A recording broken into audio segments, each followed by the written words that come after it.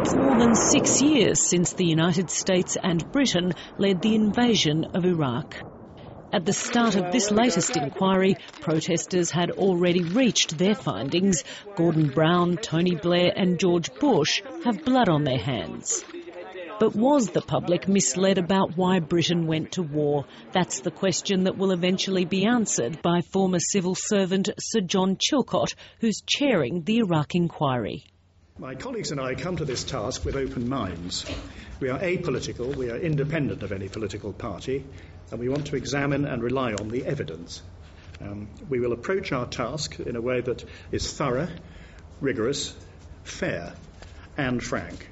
On the first day of the public hearings, UK government officials revealed that Britain and the United States were discussing the overthrow of Saddam Hussein as far back as February 2001. We were aware of these drumbeats from Washington, and internally when we discussed it, our policy was to stay away from that end of the spectrum.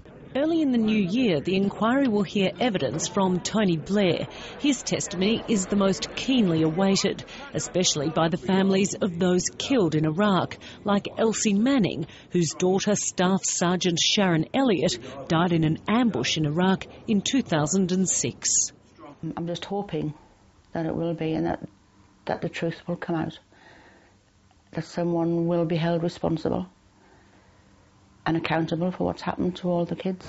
This is the third Iraq inquiry in the UK. The first in 2003-2004 explored the death of weapons scientist David Kelly.